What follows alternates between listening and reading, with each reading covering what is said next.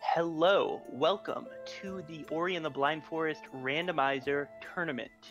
This is going to be a singles match between M3atShield and Sloaters in the round 3 of the Swiss. I'm Aiko. I'm joined on commentary by Grimelios. Hello, Grim. How are you? Yo, I'm good. How are you doing? I'm great. I am pumped up and excited to watch this match. Can you tell us a little bit more about our contestants? Yeah, absolutely. So this is a match out of the singles tournament, obviously. It's a 0-2 match, which means that one of these runners, whatever the outcome, is not going to be advancing to brackets. That's just the nature of a tournament. At some point, someone sort of has to be eliminated. M3atShield, he has played 2 matches, of course. His first match was against Ozzy, and his second match was against Luster. Lost both matches. And what about Sloaters, to toss back over to you? Sloaters has also lost both his matches. His second match was against J Hobbs. He was also, up until recently, competing in a Super Metroid tournament.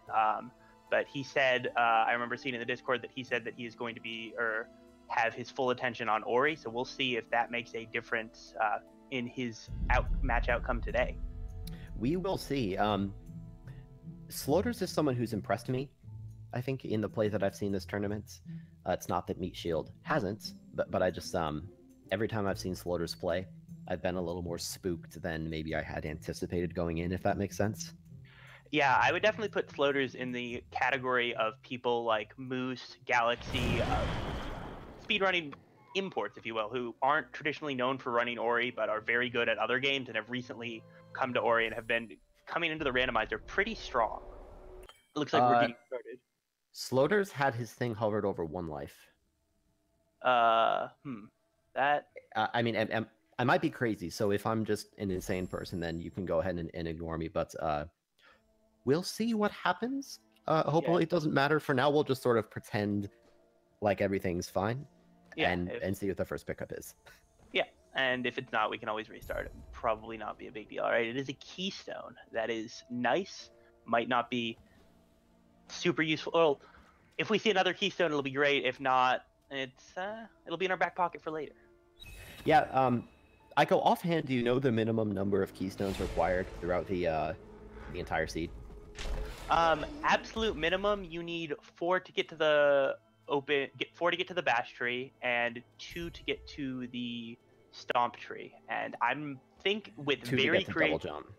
Yeah, 2 to get to double jump, right? Okay, and I think with very creative acquisition or progression, those 8 are all you need. However, there are 40. Yeah, no worries. Right. It's unlikely that you get to circumvent all the other doors, but it could happen. Anyway, the second pickup, by the way, was a mapstone. Mapstones are nice to have, especially when you get a keystone start, because getting a keystone at the beginning makes it pretty likely that you are going to advance into the wall jump area, and there is a map altar in Glades. So having the early mapstone kind of takes away any potential decision making involved in do I go down into that little alcove that stores the map altar. Yeah, a lot of people will go there early rather than later, just because the keystone there will often be a mapstone for reasons that are, a little unclear, honestly, but it often has a mapstone on it, so it can be a little bit of a gamble. And ooh, that is grenade on that first pickup. So we've got 2 keystones, so we can head left. And I was right. You were right. We are probably going to need to restart. I'm just gonna go ahead and mute myself for a moment and type. I want to get in contact with M3atShield if we can. So, Aiko, you can talk about whatever it is you would like to talk about for a moment. All right. Well, it looks like what we've got here is a grenade start seed. Grenade start seeds are pretty interesting, even without wall interaction, because you can use grenade a lot of different ways. Check the one thing directly unlocked by grenade, which is that little blue flame wall. But what we are probably going to see is some kind of wall interaction or something, and then that plant breaking ability will be a lot more useful. You can use it to get charge flame. You can use it to get, all right, there we go. That's wall jump. And he can use that to get all the way up to the charge flame tree and break the plant there. So that'll be really nice. What else does he have? He's got 2 keystones, so we can open up the path to Spirit Caverns. And the other thing that's really nice about Grenade is, unlike Charge Flame, it's free, so you can use it in combat. You see Meat using it not even bothering with Spirit Flame. It does 6 damage, you can throw it out, and it really just like auto track, so he can use it to murder all these things he's fighting, and also to clear brambles. Okay, Aiko, thank you for covering for me. We're just having a quick chat in our planner channel, just quickly figuring out what to do. It looks like M3atShield did see SRL chat, so I believe that we are going to allow a restart. It's always fun when these things happen, because you really have to decide, like, on the fly what to do. Yeah. It's not easy. So we're going to do a restart? I think that we are going to do a restart. Yes. Meldon, our restreamer, making the executive decision. Meldon also being one of our premium planners. So. Yeah. All right. So. Yeah. I mean, I go restart. Same seed. I think you'll agree that's technically Sloater's fault. There was no RNG. There were no tech issues. That was his own fault. But it's like, it's so early in the seed. It would kind of be crappy to just immediately lose, 3 minutes or whatever that was to just a silly mistake. Yeah, and I mean, like, I don't know. In some senses, it's not RNG. In other senses, where your mouse ends up when you click, isn't that kind of RNG? Are you really in control of your hands? Is anyone really in control of any hands? I was going to say, we're just gonna have a nice philosophical discussion while we wait about the nature of existence and free will, whether any of us are truly in control of anything, including our mouse pointer. Yeah, especially our mouse pointer. And actually, Sloaters is on controller, which is even less precise than a pointer. That's right. That's right. But in some other ways, maybe more precise. Well, more to the point, the start of every seed is different, and if this had, hypothetically, if Sloaters had gone 20 minutes without dying, that might be a sort of harder sell as far as restarting the race. But the good news is that for this kind of mistake by Sloaters, we're early enough in the seed that nothing particularly groundbreaking happened, right? Like, even knowing what everything is, M3atShield would probably make the exact same decisions. You know what I mean? Yeah. I think M3at will be less surprised when he picks up Grenade than Sloaters will be, perhaps, and maybe, like, he'll have a little bit of, like, routing planned out. So he'll like already have his like internal, okay, I'm gonna grab Grenade and then check these things. But I don't expect to see a major, I don't expect that to be much of an advantage. That kind of thing can be important in like late game situations where your routing has to change really rapidly on the fly. But early game, you don't move that fast. You have a lot of time to think about, okay, I've got this, and then you're just holding left, and while you're doing that, holding left and spamming jump, and while you're doing that, you can think about, all right, now that I have this, what does that mean? Yeah, just to keep everyone informed, I don't want to, people to be in the dark. I think that we know that we're restarting the race. That much should be clear from the two screens. I believe we're also going to give the runners a new seed. Even though, as I said, nothing would really change about the gameplay, it should be pretty obvious why it's just easier to just say, let's just throw out all the knowledge that M3atShield gained over those few minutes and just restart fresh. I already mentioned that it's sort of good that M3atShield didn't lose anything as far as, like, he didn't pull off any insane trick first try or anything like that. So again, even though it's technically Sloater's fault, I don't think M3atShield will, be too upset. And he's a cool person. I mean, you've been playing a lot of co-op seeds with him, right? Yeah, M3at is incredibly chill. Definitely, I don't think this is going to really bother him at all. We are hearing that he was enjoying the seed as it was going, but he is probably not going to be bothered by this at all. Sorry for the delays, but this is just a thing that happens sometimes, and it's okay. You know what? Maybe we can just sort of weave a bit of a narrative that may or may not exist. Let's pretend that the water vein was on, Sunstone was. What's the worst place where the Sunstone can be that isn't Mapstone 9? I've thought a lot about terrible things you can do in seeds. The worst place, I think, for the Sunstone that's not Mapstone 9, honestly, the Sunstone placement from a match last night was pretty bad. Yeah. Yeah, well, no, see, Poogle said L4, but, like, I wanted Water Vein to be on map 9, so whatever. What I'm trying to say is that maybe that seed would have ended up terrible, and we dodged a hypothetical bullet that we are making up. Yeah, no, That's what I'm trying to say. I think you're absolutely right, and that seed that we absolutely have no information out was just going to be absolutely terrible. My prediction is that Grenade was going to be part of like a swamp water or a stomp clean water wall jump seed, and then they would have nothing at all except for something at Valley Long Swim and something at the Lost Grove Long Swim. So Yeah. this seed is almost certainly going to be better than our hypothetical bad seed. Yeah, certainly. Anyway, we're getting going hopefully. again. Shout outs to M3atShield for well, both runners, but especially M3atShield for being cool and being flexible. You know, in the race chat, just calmly saying, "Yep, okay, cool, we'll restart, grab the new seed." Yep. And now we get to play the what's the starting progression game again, and it's still a Keystone. Nice. Oh man, that pickup is so common. Like I was gonna make some joke about, is this the same seed? But like I don't even want to make that joke. It's low hanging fruit. But it's so frequently a Keystone because of the availability of everything past the opening 2 Keystone door.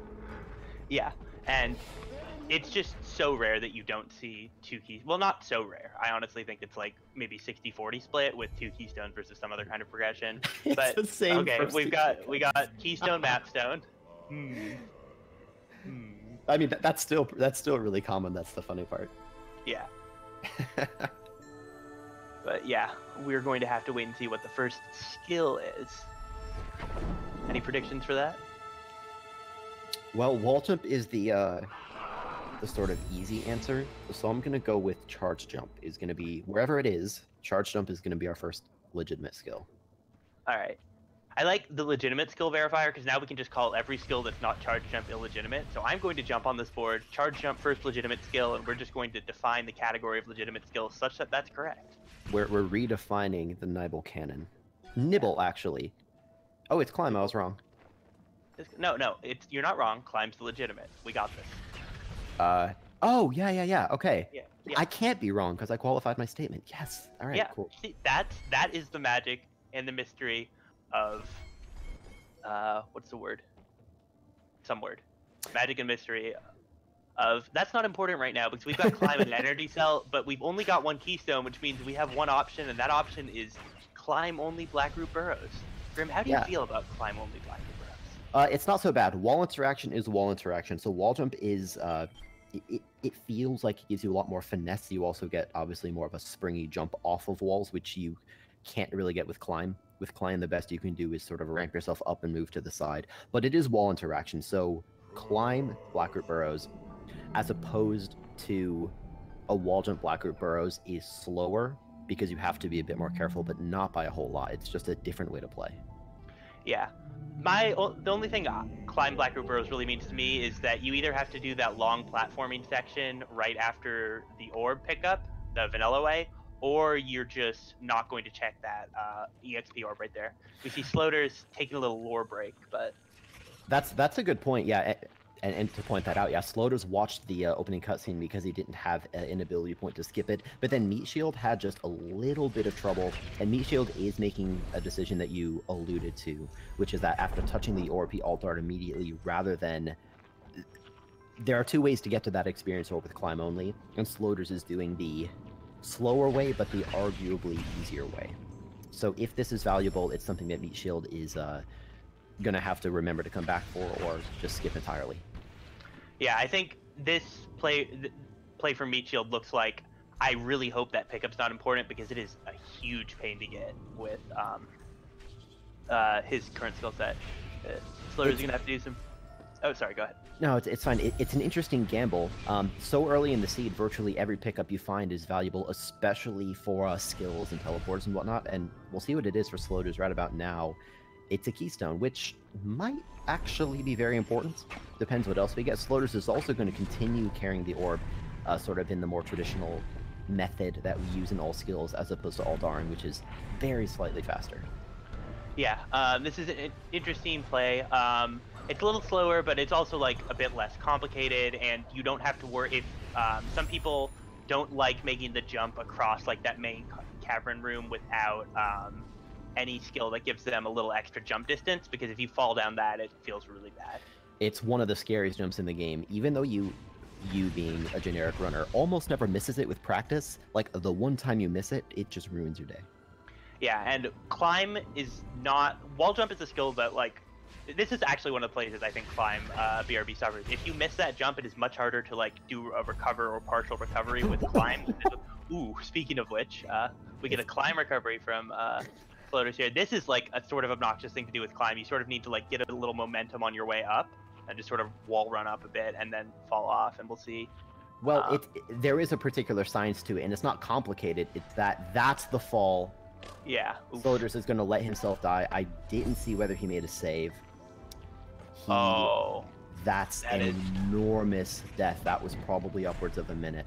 Oh wait, no, it wasn't that bad. Sorry, but it's still quite bad. Maybe it was about a minute. Yeah, a minute sounds about right. That was a pretty time-intensive death, and he's gonna feel not incredibly happy about that. No, M3atShield did make it successfully through the dash room. Also did a small sequence break, which is a very common sequence break to check the map stone. I don't think that M3atShield found anything super valuable from the dash tree. Yeah, it looks like from what I see, he's got another keystone. So even skipping that pickup turned out to be the right call. I think it means he will have 2 keystones, and that third keystone that he skipped won't be that important, probably. This morning we actually saw M3atShield taking a death. It was shorter, but these slimes are such a pain sometimes if you don't have the ability to kill them quickly with like spammed grenades or charge jump or stomp or something, especially when you only have 3 health, and you can run through them quickly, although it's debatable whether that's actually safer. Now this jump, nice quick micro ledge by M3atShield. That's it's not too difficult. You just have to know exactly where the micro ledge is, and if you don't, it can be very finicky. So nice quick work by M3atShield. Yeah, that was incredible. That was a really nice lineup. A lot of, if you don't have the micro ledge location memorized, there is a backup where you just sort of get on the wall and sort of spam climb, and you eventually like slide down the wall a little bit, and you get there eventually, and that works. That's actually usually what I do, but very nice from him. He gets to save some time skipping that. Even though this area is out of logic, he's going to get to be able to check all these pickups, turn in that map stone right away, which is nice, and activate this teleport. Yeah, M3atShield did take damage from the spikes, which deal 2 damage. It's a very long jump to clear in 1.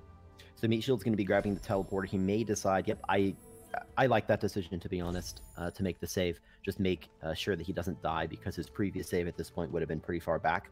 This jump is also non-trivial. Nice work by M3atShield. This looks very mundane, but to get that jump without sort of being forced off due to wall geometry is not that easy. Looks like he's going to abandon it. Okay.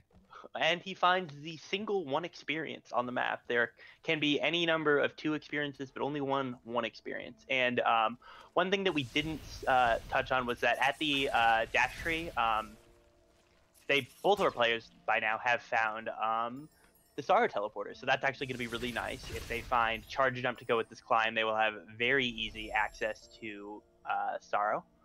Mm-hmm. And yeah. Also, M3atShield, when he activated the dash tree, he did not turn around and check the ability cell in the middle of the Blackroot room, I don't think. I believe he went directly to the right. Sloaters did check it, and it's only an ability cell anyway, so that's nothing against M3atShield at this point. Although, as in any seed, it's all about not only what you find, but the knowledge of what you haven't checked. So M3atShield may be keeping some of those things in the back of his mind for later. We'll have to see what routing choices he makes. Yeah, M3atShield might have a Blackroot revisit in his future that Sloaters does not. And now we'll see if Sloaters, how comfortable Sloaters is with that micro ledge, because I think doing this part of a climb-only BRB for someone who has not played as much Randomizer might be a bit of a problem. But now we're actually getting that mapstone check from M3atShield, and it is another keystone. So Sloaters is clearly familiar with the micro ledge. As you can see, he's having more trouble with it because it is a micro ledge. If you don't know the setup, it can be hard to land on it. And important point, this isn't in standard logic, right, Aiko? It is not, yes.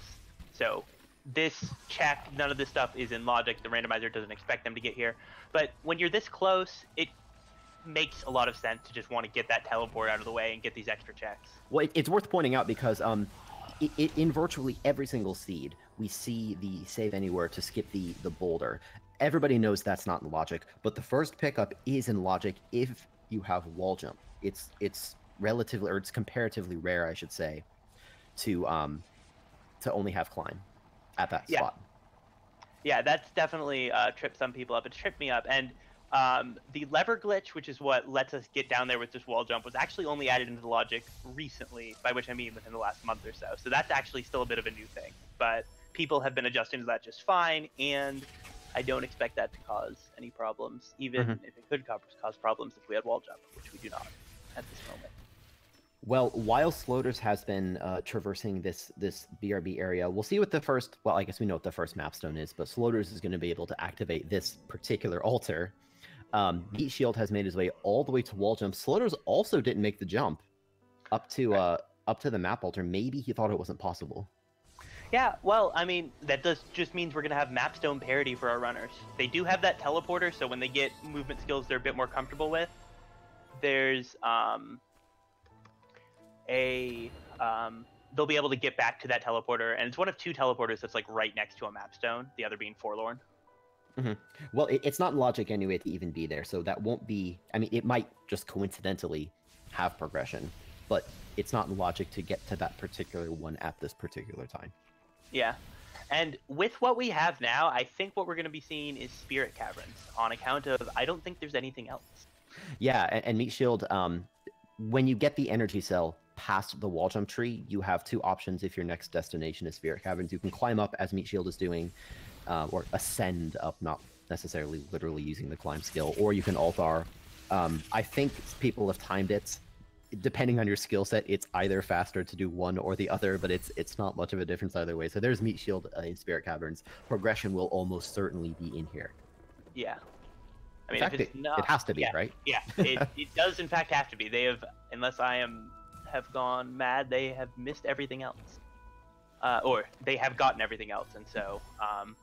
Well, a particular note about the Spirit Caverns is we could get progression in the form of a skill or teleporter. It's looking like the path is going to be keystones, but there are a bunch of pickups in the Spirit Caverns area. The ability cell is currently out of reach, which is fine, but there's this keystone off to the right of where M3atShield is and where Sloaters is. Sloaters actually went here first, and there's the keystone to the left.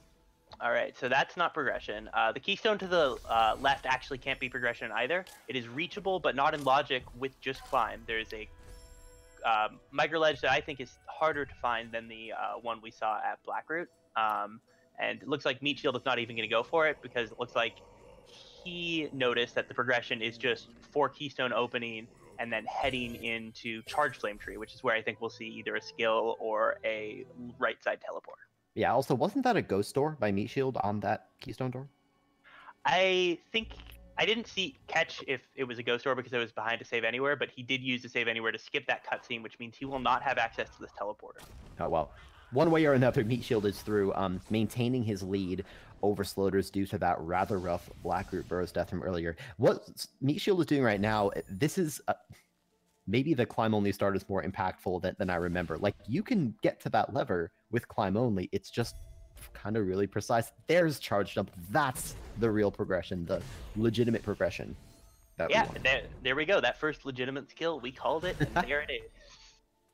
Yep, so M3atShield knew that if he went to the Charge Flame Tree first without doing a save anywhere, he would be trapped down here. Or a cutscene skip, I should say. Not a save anywhere. Also got wall jump. So now all those climb-only concerns are effectively out the window. We have charge jump for extra verticality, but more importantly, there's climb and charge jump, which can simulate a stomp and just allow for more versatile movement on walls sometimes. Yeah, and it lets you point your 50 damage vector in a horizontal direction, which could be great if you just want to murder some enemies that aren't above you. Mm-hmm. This has been linear algebra with Ico and Grim. Yeah. All right, so we'll see what M3at decides to do. He is altaring to check. Oh, this is interesting. Yeah, because actually this doesn't unlock as much as you might think, just in terms of pickups, because it really just unlocks a couple verticality lock things in Glades. Oh, interesting. Where is he headed now? M3atShield might be going to double check this ability cell. Yeah, which he didn't check before, which is it's a slow one-off, but it is a one-off. That could be anything. And at this point, as you said, charge jump is very valuable, but without the ability to break blue plants, it doesn't open up a whole lot. M3at and Sloaters also found the Forlorn teleporter, but that's actually not in logic either. Can he get back up? Maybe not. Well, he can get over here to check the other pickup that he left here, which is that case. Yeah, so it's actually I forgot about that one. Yeah, I was going to say, but then he showed it off first. Yeah, he left 2 things here, so he can come back here and check them both. All right, good. He does remember that he's got the wall charge jumps, and now he'll loop back around, and this time he'll be able to get that cell and find an ability cell. An ability cell. Yeah, Sloaters already checked this, but it's I'm gonna be honest, Aiko. The experience orb that M3atShield checked, the one of two pickups that wasn't the ability cell, can be very difficult to remember because you almost always check it on your first pass through. So good memory by M3atShield. Yeah. All right, and M3atShield is coming back down here, and this is going to be good because he's going to check that map stone because it is now in logic because you're allowed to use charge jump to jump over the. Oh, actually, maybe we'll. I think he's just probably breaking it for. I was wrong. He is going down here. I thought he was gonna. I thought he was just gonna break it. Yeah, you can crouch there. It doesn't look like you should be able to, but you definitely can. And there are a couple pickups that are in logic in this area. Though actually using stomp you cannot in standard. Using charge jump and climb to break horizontal walls is not in logic, even though it's reasonably obvious. So none of this is in logic because he doesn't have stomp. I wonder if M3atShield knows that because, as you said, climb charge jump isn't a difficult substitution to use. It just happens to not be in standard because of reasons. It will be in standard in the next version, but not for this version. Yeah. We are going to see what he finds down here. These spikes deal 3 damage, so I think because he's not on full health, he cannot do this. Yeah, and yeah, That's kind of okay. That might even been a case of Meat not remembering exactly how much damage it dealt in real and thinking even if I die, it really matter. Yeah. Yeah, he is having another quick death. Yeah. He is, I think this time we're seeing now is actually time that's really good for Sloaters because Meat's path isn't the path of progression, and we know that, so this is time that Sloaters can be using to get caught up and finding. Sloaters also having that ledge is like really finicky to get with, just like getting to that level with this climb is Yeah, well, and there's a subtle bit of climb only movement, which is very, very important to understand. I should have put it in the gotchas document, to be honest. If you have climb only, you'll notice that Sloaters keeps trying to move off to the left, but his vertical speed keeps halting immediately when he gets off the wall. That's because, and I don't know if it works exactly the same way on keyboard and mouse, but at least on controller, you must be holding up, or at least, mostly upward direction when you release climb in order to maintain your upward speed. Then you move to the side. Otherwise, you stop instantly, and it's a very important bit of knowledge about climb. Yeah, that is true also on keyboard. I internally call that, or like think of it as like climb momentum, and it is really obnoxious to work with. And now we're seeing Meat has returned to Glades, and he is now grabbing these verticality lock pickups that I was mentioning earlier. That's not progression. The only one there can only be like a few more things that can be progression. So there's Mapstone 2. There's the top left keystone that in Spirit Caverns that they both skipped and Meat did not go back for. And then there's the 200 EXP above wall jump, the little orb that hangs to the right and you almost never revisit. So right now what I'm wondering is who's going to clear pickups more efficiently, as he's had an advantage this entire seed because of the early death by Sloaters. But Meat wasted some time like we talked about in Blackroot. There's the pickup. That's 4 energy. That's progression. That is indeed progression. 4 energy will get Meat into Death Gauntlet, and that will be where he needs to go. Now, I'm interested to see what's in this top left pickup, because it might be a case of 2 things that could be progression also being checked. That would be pretty rare, but we'll see what he gets here. It is not what I was talking about. So he needs to go back and grab that 200 EXP. I'm also reading from the truck, that we've got at the 3rd tree, we got a clue, and that's that the water vein is somewhere in Swamp. We haven't even been to Swamp at all yet, but we will be going there probably before too long. That's a death by M3atShield. Didn't land on top of the pillow. That's a big death by M3atShield. Oof, yeah. That's going to let Sloaters catch up some time, because now he's only like 10, 20 seconds behind. I like that. Meat goes back, rekindles his save. He doesn't want to open a new one because he needs all 4 of that energy to open that door. Yeah. So at this point, by the way, M3atShield is going to the Death Gauntlet. Sloaters is going to the Death Gauntlet as well, because that's the really only form of progression. The only other option would be to go to Forlorn, but even that is not in logic. Sloaters just took the lead, I think. Yeah, off of another unfortunate death. Oh, I really like that. That's a very smart wall charge jump from... I never knew you could do that. That's fascinating. Yeah, I think the first person... we actually had a discussion about this only 3 weeks ago, and I didn't know you could do that either, but yeah, you can just sort of cling to that ledge and charge jump up, and you can skip the dirty water entirely, and it is a huge time saver. Yeah, so Sloaters, as you said, took the lead and is continuing to have this lead, just getting completely bullied by all of these mean enemies and hazards and poison water and such. Down to 2 health, and this Frankie will deal 2 damage. Now it's down there. The hard part is that Meat can't take any safety saves because he had to use all of his energy to open up the Death Gauntlet. So Sloaters on the right has made it through the Death Gauntlet successfully, made it all the way to the Grotto TP, and is going to continue his search.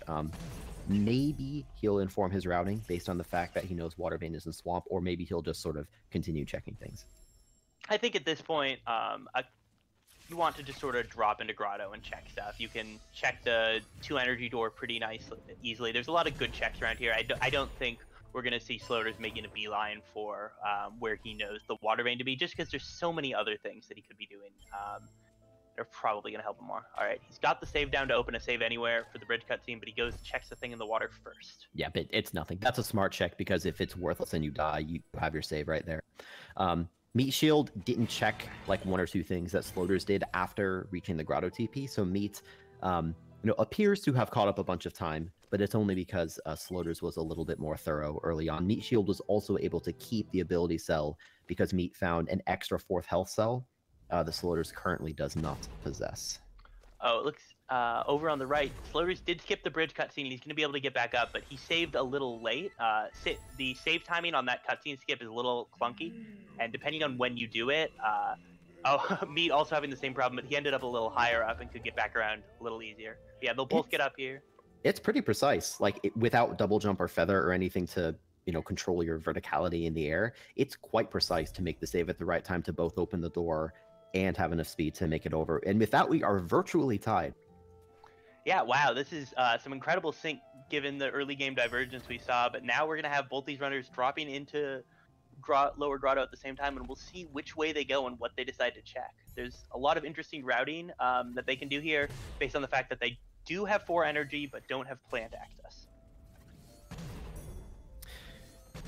Yeah, so Meat dropped down. Sloaters is going over to the left, be a bit more thorough. Meat is then our first runner to activate Mapstone or Map Alter, whatever we tend to use the term Mapstone interchangeably with the actual resource and the location in the world. Sorry about that.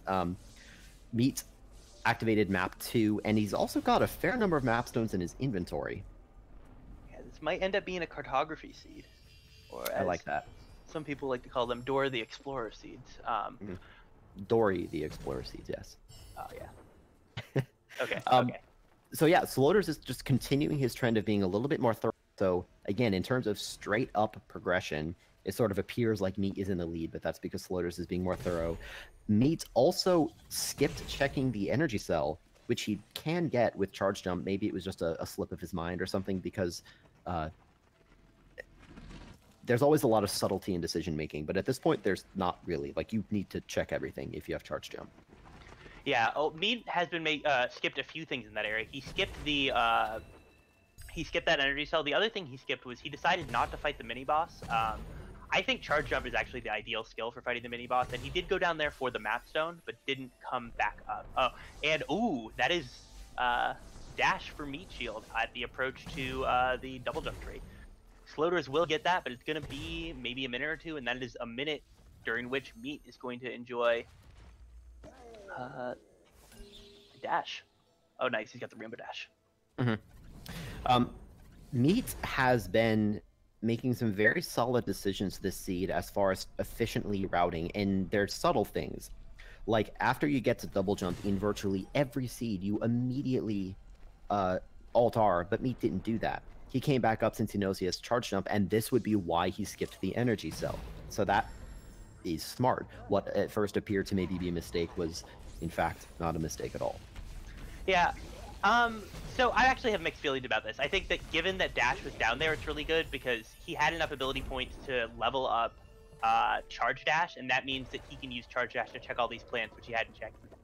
But if Dash wasn't down there, he wouldn't have had Plague access, and that, in that case, I'm not sure that decision would have worked out as well. But whatever the justification or whatever he was thinking, it did work out really well for him, and he is going to check some pickups on the left side of Grotto, including this like very far away left-hand pickup that often gets neglected till later. Well, and that's one that can be it's one of the best candidates for save scumming, which, just in case anyone doesn't know what we mean, that means that you make a save, then go check a pickup, and then if it was worthless, you take an intentional death to warp back to your previous save and save yourself the return trip. It does look like Meat is, as you said, checking a lot of the things that Sloaters already checked, although he has the capability of checking even more since he can use Charge Dash to break pickups. But he's going to be low on energy, right, Echo, for this spot? Yeah, Charge Dash costs a full energy to break plants with, so that actually puts Meat in sort of an uncomfortable or awkward position here because he can check that. Oh, he's very close to leveling up, so he's going to hope there's EXP down here. I believe it was 11 EXP. That is not enough to level him up, so that means he has to leave with that 4 energy door unchecked, which might end up weighing on his mind. On the other hand... sorry, you can go ahead. There's so many things to share. Yeah, I mean, Sloaters is going to have the reverse thing where he's like, do I go back for that one plant? So they're both going to have something to maybe want to revisit in that room or in that area.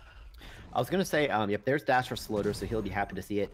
Sloaters found an extra air dash at the mini-boss. Meat didn't kill the mini-boss, right? Yeah, he did not. So that is an extra air dash for Sloaters that Meat will not have.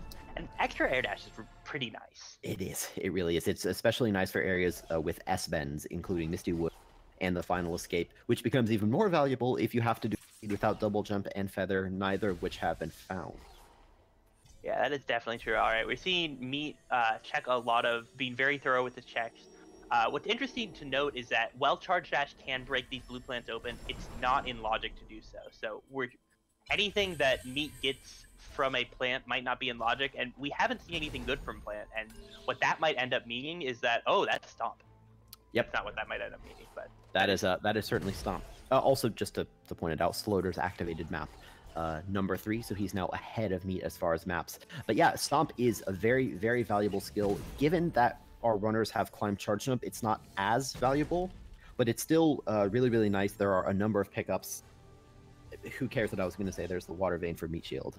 Yeah, that is the water vein. That's actually really nice Stomp placement, and I think because of where that Stomp is placed, I would not be surprised to see Sloaters, when he does find that, assuming he heads that way, he will probably also continue, because I think when you have Stomp and charge jump, it's just sort of natural to want to head right and be like, okay, I can just check the like free approach to Swamp. And ooh, Meat took a charge jump, or took a rocket jump upwards, but was unable to do anything afterwards because he does not have any additional aerial mobility. He can do an extra charge dash. Maybe he just blank for a moment. There's Charge Flame. Okay, so as you were saying, using a charge dash to break plants isn't in logic. Charge Flame obviously is. And the Charge Flame, given the abilities we've currently unlocked, will automatically cost only half an energy, which is not as good as free, but well, it's better than a full one. It is definitely better than a full one, although, so that'll be really nice. Although also with Stomp, you can cancel your charge dashes to refund energies. The point is that blue breakage, plants and walls, is now much easier. You can also use Charge Flame to break a handful of plants through walls, if you so choose. Yeah, though with their current skill set, that can save time, but not every plant that you can break through a wall with Charge Flame, they can get normally. But that's not as important right now. What is important is that M3atShield has a pretty nice skill lead because of his where he decided to go after he decided to go up from the Grotto teleport, and that turned out to be paying pretty well. Well, this is fascinating to me. This is the second instance of M3atShield not alt-Ring in circumstances where it's very, very common to do so. The first being the double jump tree, the second being the Stomp tree. So the reason that M3atShield didn't alt-R out of Stomp is that he knows that he has the water vein and he can continue out. And the other reason is, well, no, I was going to talk about the water vein, but we already have it, so disregard the second reason. Yeah, I mean, I think that this is a reasonable... I think alt-Ring out of Swamp is fine in some circumstances, but when you have dash, it's fine to just leave Swamp normally and just head to the Ginso tree if that's where you're headed next. And we're seeing an iceless area check from Sloaters, so that means he is not going to head, at least immediately, along that path that leads him to Stomp and then Charge Flame in the water vein. However, he Sloaters... Well, Sloaters is also now 2... well, I'm sorry. No, he's still only one map stone. Didn't get anything valuable from map 4, but as with anything, you never know which maps, if any, will contain something valuable. In this seed, and you can tell me if you disagree, Aiko, it's looking likely that maps probably aren't going to contain anything super valuable because we've already received so many nice movement abilities just from the world, but I might be totally off base. Well, I mean, I feel like there's not... I mean, I don't think there will be a skill that prevents them from completing the game in a mapstone, only because I don't think such a skill... Like, with their current skill set, they could complete the game because they have the Star Teleporter. Sure. But there could be a lot of things that make it a lot easier, right? Like, double jump could be on mapstone 5 or 6, glide could be anywhere. It could just be Sunstone Mapstone 8. Until we, like, get more clues, I think it's too early to call, but I think just in general, late mapstones being important progression tends to be fairly low just because you need a lot of stuff to get to the late mapstones in the first place. Yeah, while we've been talking, by the way, Meat and Slow pulled a bit of a reverse card in Uno. They sort of are covering a lot of the same ground in different ways. I think both Meat and Sloaters got the health cell in Horrorfield, which was actually a health cell. Sloaters came to the Isis area from Grotto and then went up around the swamp and is going to continue around because he doesn't have the water vein yet, and remember, water vein is in swamp. Whereas M3atShield went to swamp first and then looped around. M3atShield will almost certainly be heading over to actually traverse up the Ginso tree right about now, and he has enough keystones, so all is right in the world. Yeah, I didn't check his keystone count when he came by here the first time, but I wonder if that's why he didn't go in right away, which would be very valid.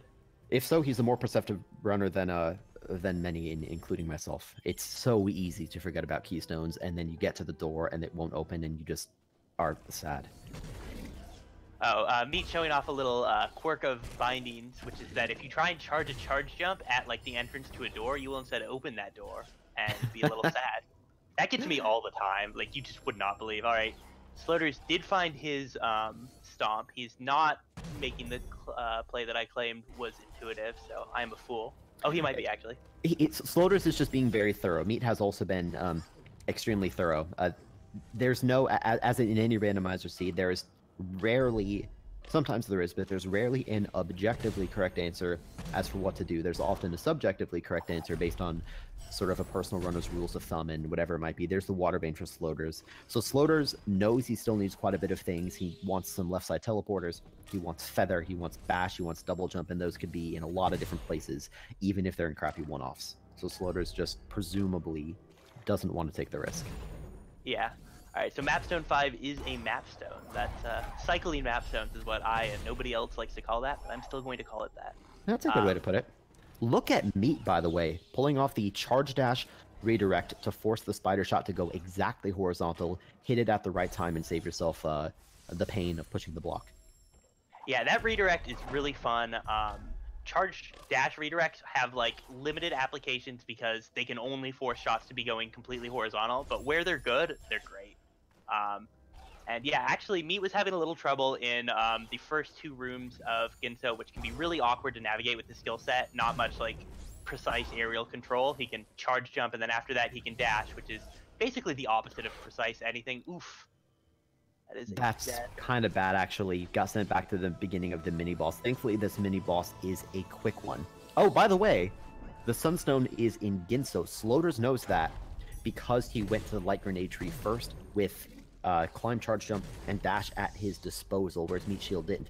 The good news is that M3atShield is being thorough anyway. So even though the Sunstone's in here somewhere, he hasn't missed it yet. Yeah, although here's the thing. He's going to get that tip because he has 5 trees now when he gets the bash tree. But the interesting thing is, I'm not sure how comfortable he's going to be continuing up the Ginso tree without with this skill set. It's definitely possible. It's obnoxious. There's a lot of damage boosting, particularly in the room above. We'll see if they find a skill that makes that less true, which is not uncommon. Sorry, I mean, it's like I said before, we talk a lot about some decisions being better than others. Yeah, there's no way M3atShield doesn't continue, because to come back later would force him to traverse through this whole area. M3atShield has enough energy that even though he has to damage boost, and as you said, it can be awkward without double jump and without bash, M3atShield has enough health that he can use saves to restore 2 health at a time, which is worth something. And there's a handful of flowers for health. Yeah. He'll be fine. All right. Well, we don't have to worry because the Sunstone was not buried far away. It was in fact just right there. Mm-hmm. Yeah, Meldon, who is both helping out on the truck and restreaming, also pointing out that everything through the second 4 Keystone room in Ginso is in logic with Charge Jump. M3atShield didn't go all the way there because he got his Sunstone and decided that was good enough. Maybe hesitating for a moment before deciding to go to Black Roofs. While he's here, I'm sure that he'll do 2 things. First, check the map, alter if he remembers, and definitely go to Light Grenade.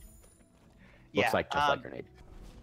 Yeah, I'm actually hoping that we do see Sloaters having some fun with the teleporters because he is not doing the charge flame or charge dash redirect. He will be doing the all skills solution to this room, which is to laugh at the upper redirector and just say, one is fine. Yeah, M3atShield is continuing to take some deaths. None of them are that costly, but they do add up. We've already seen a number of lead switches so far. At first, M3at was in the lead with the early death by Sloaters, then Sloaters caught back up, and now M3at is just continuing through. Yeah, I think what I'm really looking to see here is whether or not Sloaters continues and checks up those 4 Keystones and pickups around them, because those are really good. It's going to be Bash and Glide. I say that like it's so frequent, I should say, that you get something valuable up there because Ginso, like post Ginso past Bash, is just such a dense area. And at this point, if M3atShield, well, he's not going to find Glide here because Sloaters has already come here, which means that if Glide and Bash ends up being up there, that might be hot water for Mr. M3atShield. Yeah, absolutely. And I think that like checking, even independently of just how often Upper Ginso is something, I think that checking it here is really good because they actually don't have a ton of stuff outside of Ginso that is in logic for them. That's what I was thinking. Like, if it's not there, there certainly are locations left, but they're not that many. Spider Sack is the big one. The area between, like, basically the, like, main Hollow Grove area is, like, the big culprit of, like, unchecked pickups in a dense arrangement that are in logic, given what they have. Yeah, so here we go. Sloaters, there's his Sunstone. He's going to go check the next pickup as well. I think that given how thorough Sloaters has been, he's going to continue, and he can use Climb and Stomp to break these barricades very quickly, even without Bash. And he is going to continue to get the Energy Cell and the 4 Keystones, so that's 5 different pickups, whereas M3atShield skipped these. The first one is Bash. This is what we were talking about. Yeah, that is going to be massive, and it is incredibly unlikely that M3atShield is ever going to see. There's oh my double god! Jump. 3 more pickups in this room. Keystone, 106 experience, and a Mapstone. So that's double jump and Bash. That is, yeah, it is absolutely massive. That is going to be huge. Sloaters is going to be incredibly happy he checked that, and he's going to this is probably going to be his go mode, give or take some health, because he's only got 5. But yeah, he is not going to have any of the trouble we've been seeing M3at have crawling through the Sorrow area with very little in the way to go for, and those spikes deal 5 damage. Yeah, M3at, he does have rocket jumps, but rocket jumps automatically, they're a powerful tool, but they're based on what's automatically around you. So M3atShield, at a well-timed level up, only has 1 health. What he's trying to do, remember, he doesn't have Bash, and he doesn't have Feather, and he doesn't have double jump. He's trying to just, like, frantically dash his way over to the side. I guess he can use this trick to stomp. Yeah, he didn't get in the corner. Ouch. All right, and now, speaking of lead changes, look who's here and has Bash. This is how powerful this stuff is. There's the redirected shot from Sloaters. I think it's high. Oh, no, he did not catch it. Unlucky. But he'll be fine. M3at breaks his wall once, but has to go down. That was actually a little unlucky for Sloaters because those spiders shoot 3 shots in an attempt to be, like, brain dead to Bash, but he actually bashed the wrong one because Bash targeting is sort of fake. For all of that, pay attention. How much earlier did M3atShield go to the Sorrow Teleporter, and they are virtually tied at these trees, and the remaining areas aren't going to get any easier. So right now, if you look at the 2 trackers, both runners have both important dungeon keys. They both have 8 out of 10 trees activated. They're both going to go over to the left side. I don't recall whether we have the Valley Teleporter yet. I don't think so. Right? Yeah, I don't think we've seen it either. So we'll see Sloaters continue or get to Valley from this RTP. This is a bit finicky, but I think he'll be fine. But yeah, I think really the story of the seed, Ash, double jump, good skills. Yes, yes, they certainly are. And M3atShield is going to partially go searching for them. Also, he's just going to approach the Valley area through Valley entrance. But even then, he's not really going to be able to. He can check some pickups here, and it's possible that one of them will be Feather. It's not, but otherwise, yeah, M3atShield, I think he's going to try to go over here with Stomp. He can stomp this peg. This is going to be very, very difficult with his current skill set. I really like this. We're seeing a lot of checks from Sloaters. I think he wants to have either Ultra Defense or more health. But yeah, I like how thorough he's being. And it is, as you said, going to be really hard for me to progress through this area. He can, it's just hideously out of logic and absolutely miserable. With Ultra Defense, it's feasible. Without Ultra Defense, it's quite a bit less feasible. Yeah, it is. It's not something I would wish on anyone, is how I'll put it. It is, well, because it requires a bunch of damage boosts, which is hard enough when you have double and triple jump. I don't even know if this is possible, to be honest. If so, it's very, very difficult, but Meat is going to push forward regardless. In the meantime, Sloaters, you mentioned that you like Sloaters being thorough. To be honest, I'm surprised at it. Feather would be extremely nice to have, but Feather isn't going to be up there in Sorrow. I guess it technically... Can it be up there with the current skill set and the Sorrow TP? I don't think so. I don't think so either. But it could be in Valley. I think that what Sloaters wants isn't... I don't think he's looking for Glide. What I think he's looking for is health and ability cells, because I don't know if this is a comfortable escape for him, and that is completely understandable. Yeah, Sloaters, by the way, took a rather costly death on the right side. Made it through the second time, skipping a lot of the stuff that he had previously checked, knowing it wasn't valuable. Sloaters got sniped by the Wilhelm frog, so named because of an Easter egg based on the sound effects he makes.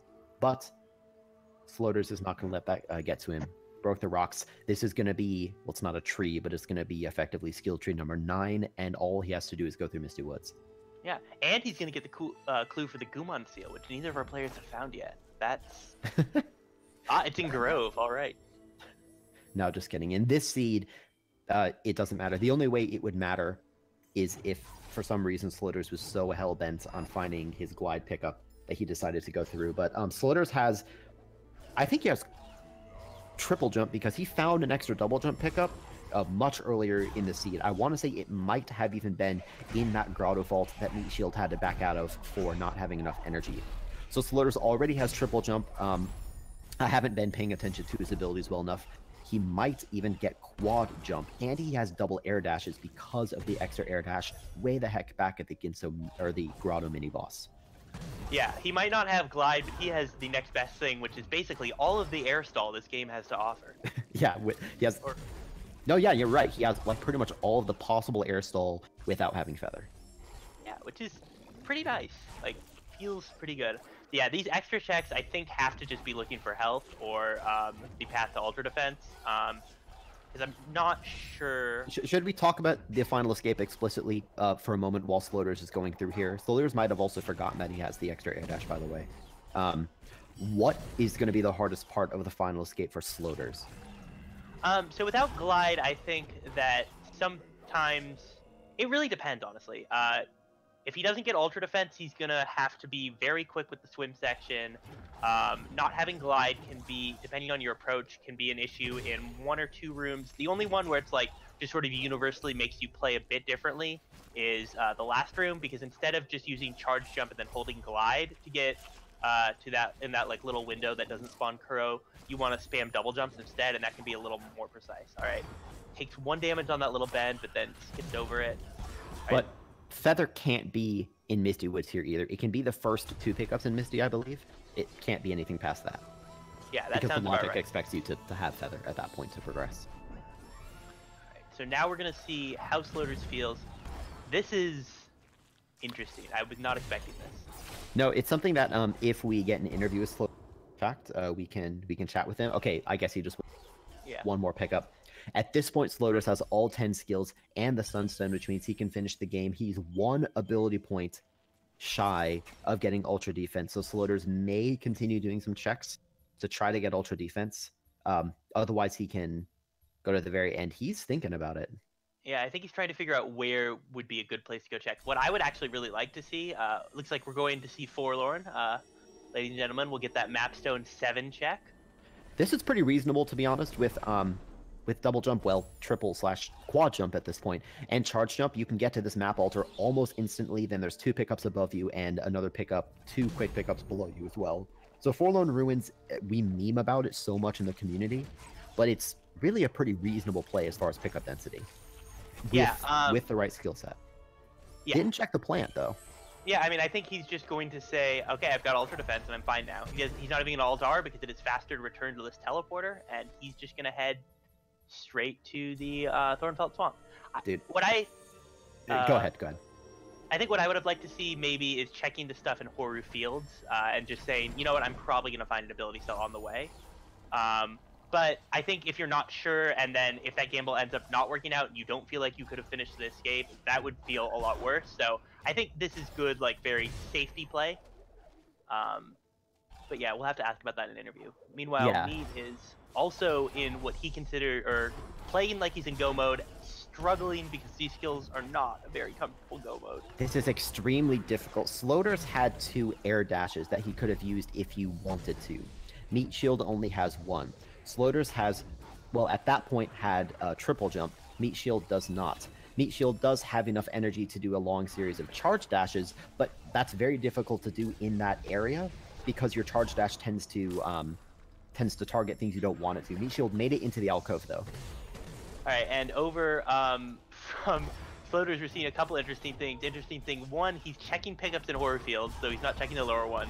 Interesting thing 2, he found a health cell, which puts him up to 6, which he's probably going to be happy about. Interesting thing 3, leaving the health cell, he found this, like, very weird embedded in Spike's alcove that didn't kill him instantly. And then finally he found a Mega Energy, which he can use for, even more charge dashes, which always feels nice. Well, at this point, it's Sloaters' race to lose. He's already made it to Mount Horu, didn't get a first try door, so we'll pay attention. Can he get a second try or third try? He's got a second try. Okay. This is not going to be the easiest final escape in the world, but really the only thing he could ask for is Feather. Grenade is not really relevant to this particular version of the final escape. It can be in some versions. I mean, grenade jumps are nice, but yeah. Oh, yeah, sorry, besides the grenade jump. But without Feather, he still has 2 air dashes and charge dash, and he has bash. So Sloaters has ultra defense and a fair amount of health as well. So we'll see if he has any problems. M3atShield, I'm impressed. I'm going to be honest that M3atShield made it to the final 2 trees with that skill set. Yeah, I mean, Meat has been, like, not having those skills has been pretty harsh, but he's been playing really well. He's doing well with those skill set. Of course, as I say that, he's getting... Those slimes are just the worst. Ooh, that Bane lane, also the worst. Lots of worst going on. Yeah, he's not, objectively speaking, that far behind, which is honestly really impressive given the disparity in skill set. But on your right, Sloaters is through the water. He has avoided spawning Kuro. He is through all of the hard parts of the final escape, and I think he will be coming away with the victory right here. Yeah, that is going to be it. Despawning Kuro at the end without feathers, that spot you talked about, Aiko, and it was arguably the hardest part of the escape for Sloaters, but he nailed it first try. That was a bit of a hard-fought victory, especially with that costly death way back in Blackroot, way back at the beginning. This was definitely back and forth, and we were talking about this race like it was over when Sloaters got double jump and bash, but honestly, this was a lot closer than I thought it would be. Like, a couple more costly deaths from Sloaters, or a bit more efficient routing from M3atShield in a couple places, and they would have been in the escape at the same time. Mm-hmm. Well, here's Meat, who, if he's watching the SRL, though, Sloaters hasn't finished yet. I mean, he's going to take first place, but M3atShield, well, I guess if we can talk to him, I don't want to put thoughts in his head, might be feeling the stress, knowing that he's had so many deaths and is still not seeing his opponent finish up. Yeah, he's going to be seeing that message if he has the SRL chat open while he's in the final escape, and that can feel pretty bad. I don't mean to speak for Meat either, so we'll have to ask him maybe about that. But yeah, Sloaters is going to be finishing up here with a time just under 50 minutes, which is, for a seed like this, I feel like not the worst. And he's going to move to 1 and 2 and keep his chances of continuing to the bracket stages alive. That's right. Of course, on the other side of the coin, that means it'll be bracket, although he still has two more. What am I trying to say? Swiss matches. How is Meat gonna do this? The only way he can do this is by going to the right wall and doing a climb charge jump. Right? He doesn't have enough height to do the trick off to the left. He doesn't have bash. He can't do grenade jumps.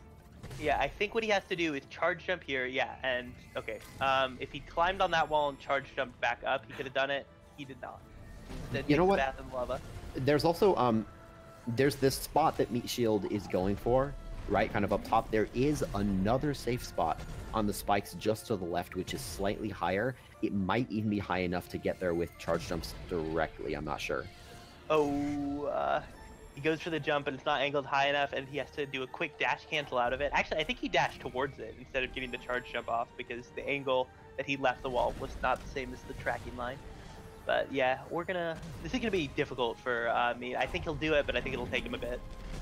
Yeah, so if he can get through here, then he will do it without taking damage. In the next part, he can use either charge flame or more likely charge jump. This looks pretty good. Okay, there's barricade number 1. He has to damage boost in this room, so I'm guessing we'll see that. Then a dash. He did a bunch of charge dashes. Dashing resets your invincibility frames, which is why Meat Shield took damage several times. Yeah, that room is it's not intuitive what you should do, and sometimes, definitely for me at least, like my instincts take over and make me do very stupid things like dash. But what you really need to do is you need to hit the ground as soon as possible, and then immediately after taking damage, you want to charge jump out, because that flame hitbox extends very far above the ground. So you want to charge jump back out, and then you want to spam charge dashes to get to the right side. Take energy, Meat Shield. This is just hard. This is a hard version of the final escape. Yeah, it is definitely not easy. I absolutely understand having trouble with this. It is obnoxious, and it can be really stressful, especially like Meat, if he has the SRL window open, has just received the word that he has been eliminated from bracket contention. And ooh, that stomp I don't think was intentional. I have a very important question that I should have been paying attention to sooner. Does Meat Shield have ultra defense? I will wait and see the next time he takes damage. Yeah, I should have paid attention to that sooner. Okay, actually, I think I can answer this. It took him 3 shots of fire damage to die, which means he has ultra defense, because that deals 3 damage if you have it. Right. 2 damage if you don't. Alright, we'll see what he does here. Yep, see, 3 damage from each of those spikes, and there, he didn't get the charge jump off quick enough, and so he did not get back up. Well, the other thing is Meat really doesn't have a lot of error. He must damage boost once. Actually, technically speaking, maybe he could pull some wraparound trick on the wall, but he's pretty much gonna have to take 1 damage boost. And that's all he can take, because Meat has to be able to survive the poison swim at the end. So getting damaged twice is just simply going to make it impossible, I think, to finish. Well, he could do the health regen waiting strats. We have actually seen someone try and pull that out. Sadly, not successfully in the tournament so far, but that is a potential escape strat with like the biggest air quotes you can imagine. These are like bold font, or like bold size 72 font. That is a strategy where you just sort of sit there in a safe spot before the water room and let your health very slowly regenerate. I will say, Meat Shield is doing a good job getting through that. That strat that he's going for is not easy. Almost made it through that time. So yeah, the strat that Meat Shield needs to do here is he needs to damage boost. Not only damage boost once, right? That's important, but he also has to get far enough to the right that that he can pretty much get up onto the next safe zone with a charge jump, which can be achieved by probably either 2 quick charge dashes followed by a charge jump, or more likely a climb charge jump through the first barricade followed by a charge dash. Does that sound correct? Yeah, that I would like to see like an angled up climb charge dash so he can get some vertical height out of the first room. But then yeah, a second charge dash, and that last attempt I think would have been good, but oh yeah, that second dash is really killing him. Or it's just taking a particularly warm bath. Yeah, that was a interesting little safe spot. That kind of reminds me of like when you do a lava drop and you're just under the lava, but you go too high and then you die. I feel like this escape sequence for Meat is like a microcosm of like the game as a whole. It's like, oh, what abilities do I have? Oh, that kills me. Let's try something new. It's just there's a lot more fire involved than most of the rest of the game. So there, Meat almost made it through, but he still would have died because he didn't have enough for the final escape. So yeah, this is well, go ahead. Looks like it might have been an intentional death, because I think he dropped down through that platform because he had the thought that you were about to say, which is, oh cool, I'm through with 1 health. Water's still dirty.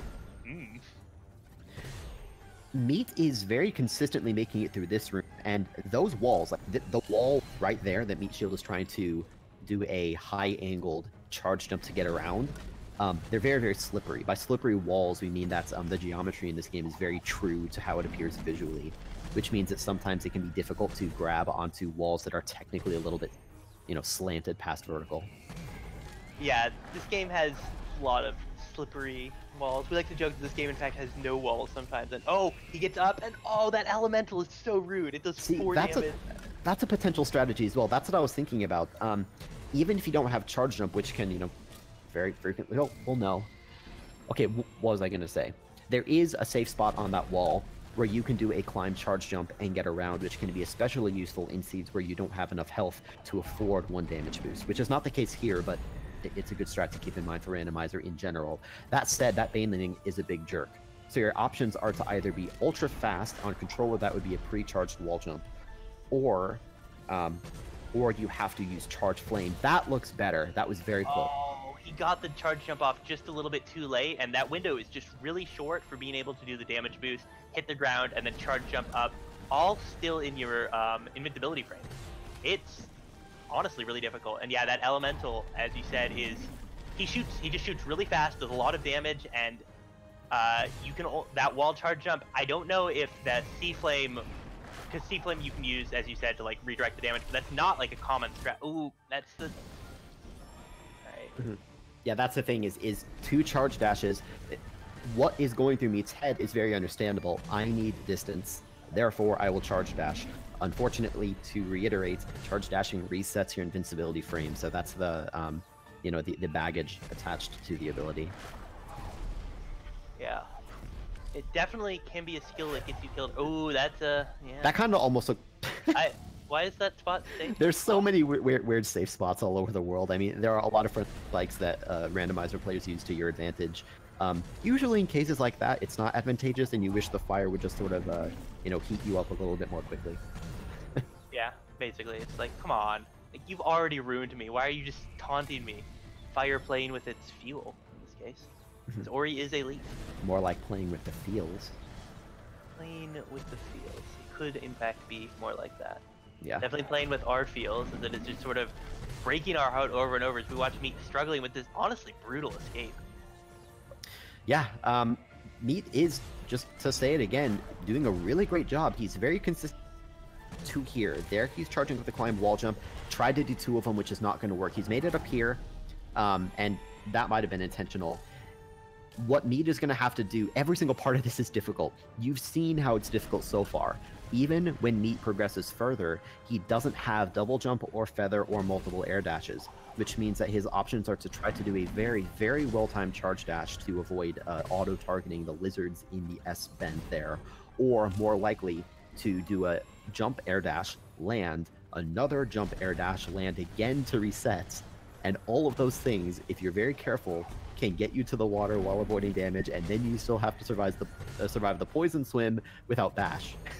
Yeah, I mean, no part of this escape is going to be easy, except for the parts that he's already basically mastered. All right, he quits out to menu. I think, all right, that's a timer reset. I think what we're seeing here. He has actually forfeit from the SRL race. Yeah, that is understandable.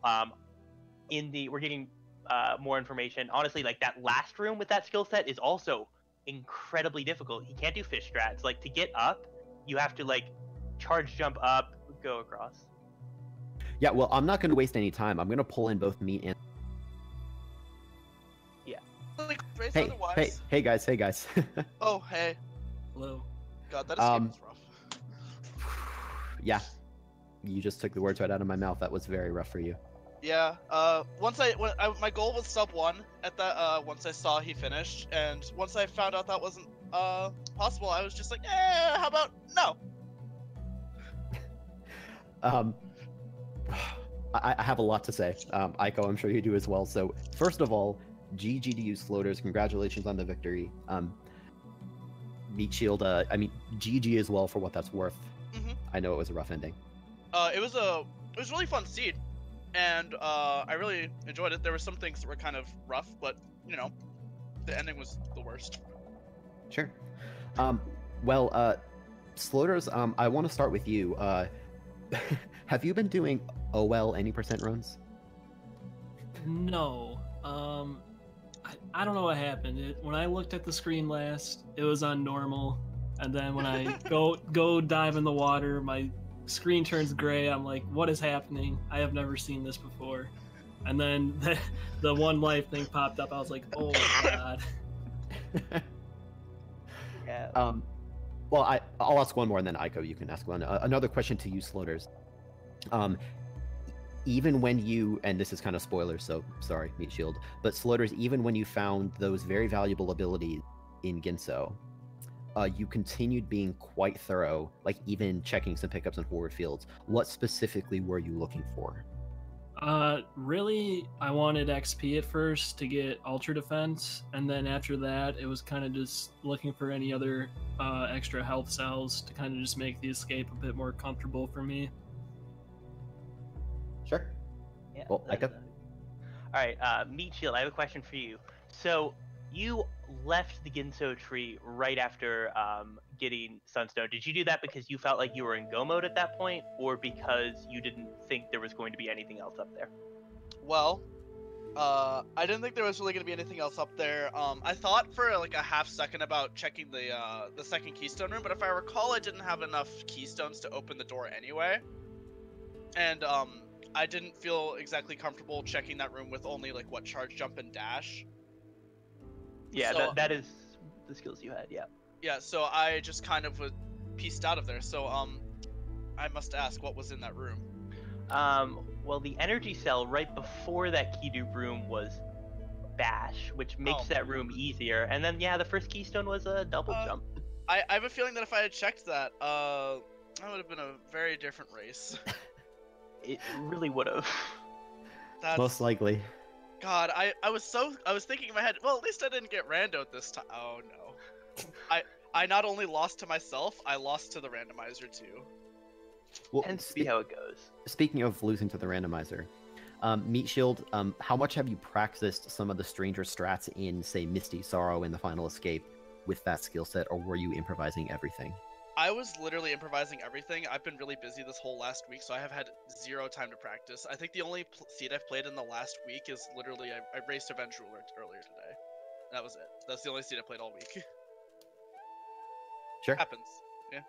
Yeah. It absolutely does.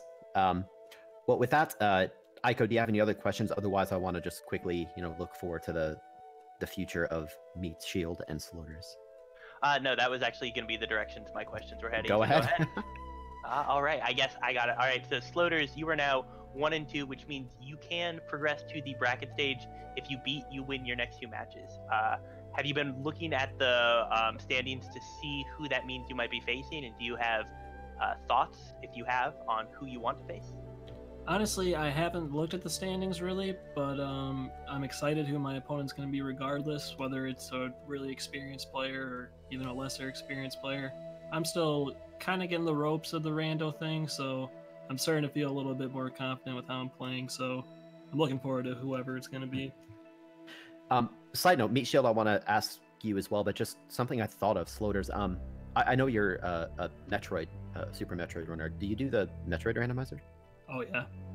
Okay, I just thought of that right now. How does the org randomizer compare, if you can sum it up? Well, one way it's really different is in Super Metroid, like, there's no fast traveling, and usually you don't save unless you're going to do something really dangerous, so if you die, it's, like, kind of over, depending on where you're at. Whereas with this game, you can, like, fast travel everywhere, you can teleport back to the start, you can die, like, hundreds of times, so, it's honestly a lot different, and that's one of the things I like about it. It's a different way of playing randomizers for me than what I'm used to. Sure. Yeah, that's fascinating. Like I said, that popped in mind, so thank you. M3atShield, then, for you are unfortunately out of contention for the elimination bracket, but you still have 2 more Swiss matches. what were your aspirations going into this tournament, and how do you feel about that fact? Well, going into this tournament, I just kind of wanted to play and have fun. I think I accomplished that. I really had a good time against all of my opponents in this tournament. All of them were about at my skill level. We all finished relatively close to each other. Well, from the seeds that I finished, basically. And then going forward, I think I'm just gonna drop from the tournament. I've been really busy at school, so like not having like one less thing on my plate to worry about is gonna be nice. Sure, completely understandable. But yeah, I did have a good time. I would do this again, just like, hopefully at a slightly less busy point. Cool. Well, thank you for chatting, both of us. Grats on your victories, Sloaters, and grats on doing what you could with that ridiculous final escape meet. Oh my god, that is. I'm gonna like grind that escape out and do it because I think I could do it. It's just that like I had charge dashes go in the directions that I did not want them to go, and then like, it's all bad. It's all bad. Well, it was entertaining to watch in any case. Do you like watching torture, Grimelios? Depends on my mood. That's fair enough, I guess. Well, yeah. Well, thanks to both you guys. We're gonna wrap up. Another 13 minutes on this channel. Aiko, if you want to introduce it. Yeah, we're going to have Marlon versus Richard in a singles match, and then after that, to close out the night at 11:30 PST, we're going to have Vuligin versus Trojan. So don't go anywhere. Yeah, and on this match, thank you to Meldon for restreaming. I assume continuing to restream, but thank you also for this one. And thanks to Poogle for... Meldon helped the trackers, but Poogle did a lot of the tracking by herself as well. So thank you very much for that. Otherwise, stick around. We have another match coming up in about 12 minutes.